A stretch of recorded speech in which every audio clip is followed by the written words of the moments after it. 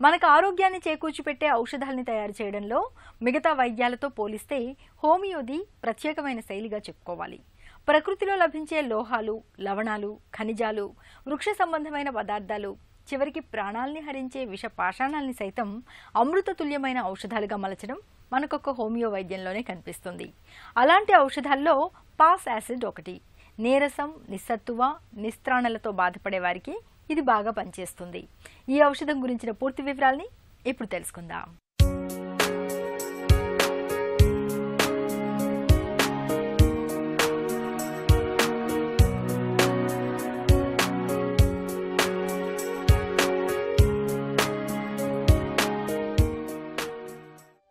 విషతుల్య పదార్థాల్ని సైతం అమృతతుల్యమైన ఔషధాలుగా మార్చి వైద్యంలో ఉపయోగించటం. యాసిడ్ ఔషధం గురించిన పూర్తి వివరాలను ప్రముఖ హోమియో వైద్యులు డాక్టర్ పావులూరి కృష్ణ చౌదరి మాటల్లో ఇప్పుడు విందాం.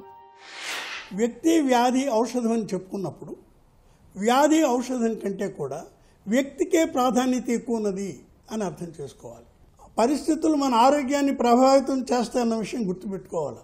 వ్యక్తి అనేటువంటి విషయాన్ని గుర్తుపెట్టుకున్నట్టయితే ఈ రోజున మనం యాసిడ్ ఫాస్ అనే ఔషధాన్ని తీసుకున్నాం. ఈ యాసిడ్ ఫాస్ ఇది మినరల్ అంటే లోహ సంబంధమైనటువంటి ఔషధం. యాసిడ్ ఫాస్ జనరల్గా యాసిడ్ ఫాస్ దిగులకి చాలా ముఖ్యమైనటువంటి ఔషధం. వ్యక్తులు తీసుకోండి, అంటే 20 సంవత్సరాలు 15 అంటే యువకులు, ఆ యవనంలో ఉన్న వాళ్ళని తీసుకుంటే వాళ్లకు మామూలుగా డ్రీమ్స్ వచ్చి స్ఖలనం అవుతుంటుంది. వీర్యస్ఖలనాలు ఎక్కువైపోయి నీరసపడిపోతే అతనికి వాడుకోవాల్సినటువంటి ఔషధం యాసిడ్ ఫాస్. తర్వాత ఇంకా పెద్ద వయసు అనుకోండి, పెద్ద వయసు అయిపోయి వైఫ్ హస్బెండో చనిపోయారనుకోండి, భర్త భార్య చనిపోతే వాళ్ళు ఒక డిప్రెషన్లోకి వెళ్ళిపోతారు. అలా డిప్రెషన్లో వెళ్ళిపోయేటప్పుడు మనం గుర్తుపెట్టుకోవాల్సిన ఔషధం యాసిడ్ ఫాస్. వ్యక్తిని గుర్తుపెట్టుకోవాలి అనేది అందుకు. ఫాస్ యాసిడ్ వ్యక్తుల్ని ఉదాసీనులుగా చెప్పుకోవచ్చు. తటస్థంగా ప్రవర్తిస్తూ ఉంటారు. ఇతరులతో మాట్లాడటానికి ఇష్టపడరు. అంతేకాదు, వారినెవ్వరూ పలకరించటానికి ఇష్టపడరు.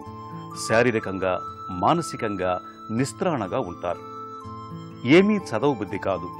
మతిమరుపు ఎక్కువ. దగ్గరి వాళ్ల పేర్లు కూడా మర్చిపోతూ ఉంటారు. తేలికగా అలసిపోతారు. ఆకలి తక్కువగా ఉంటుంది. ఆహారం తిన్న తర్వాత అజీర్తితో బాధపడుతుంటారు. పొట్టలో ఎప్పుడూ గడబిడిగా ఉంటుంది. మాటిమాటికి విరేచనాలు అవుతూ ఉంటాయి. అయితే విరేచనాలు అవుతున్నా వీరిలో నీరసం కనపడదు. ఇదొక ప్రత్యేక లక్షణం. చాలా కాలంగా దుఃఖంతో బాధపడుతూ ఉంటారు. దుఃఖానికి గురవటం మూలంగా జుట్టు రాలిపోతూ ఉంటుంది. తల వెంట్రుకలు కూడా నెరిసిపోతూ ఉంటాయి. పిల్లల్లో అయితే ఇంటి బెంగ ఎక్కువగా ఉంటుంది. స్కూలు మారినప్పుడు, ఊరు మారినప్పుడు పిల్లల్లో ఎక్కువగా బెంగ కనిపిస్తూ ఉంటుంది. ముఖమంతా కందగడ్డలాగా మారిపోతుంటుంది. సాయంత్రానికల్లా జ్వరం వచ్చేస్తూ ఉంటుంది. ఇలాంటి పిల్లలకు ఫాస్ యాసిడ్ను ఇస్తే మంచి ఫలితం ఉంటుంది. వెంట్రుకలు రాలిపోతూ ఉంటాయి, అది దిగులు వల్ల రాలిపోవచ్చు. వాళ్ళకి యాసిడ్ ఫాసే వాడాలి.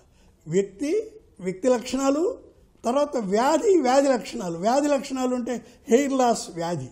తర్వాత ఒక యువకుడు ఉన్నాడు అనుకోండి, యువకుడు ఉంటే ఇంపార్టెన్స్కి గురి కావచ్చు.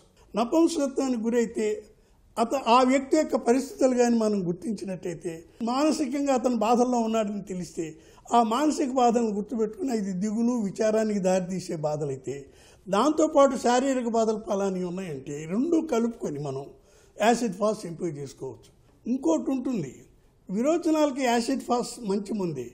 కానీ దీంట్లో ఏమిటంటే విరోచనాలు ఉండి నీరసంగా కనపడ్డ మనిషి, ఏమిటి ఇన్ని విరోచనాలు అవుతున్నాయి కానీ నీరసం రావటం లేదు, అట్లాంటి కేసుల్లో దీన్ని ఏమంటారంటే పెక్యులియారిటీ అంటారు. అసహజ లక్షణం ఇది. ఈ అసహజ లక్షణాలు కానీ కనపడితే యాసిడ్ ఫాస్ మంచి మందు. తర్వాత ఈ సందర్భాలన్నిటిని బట్టి కొంతమంది వ్యక్తుల్లో డయాబెటీస్ రావచ్చు. డయాబెటీస్కి మనం యాసిడ్ ఫాస్ మంచి మందు. ఇక్కడ మనం గమనించవలసిన విషయం ఏంటంటే, వ్యాధికి కాకుండా వ్యక్తిపరంగా కూడా ఆలోచించి ఈ రెండు కూడా మనం సమన్వయం చేసుకుని ఔషధాలను ఎంపిక చేసుకోవటం.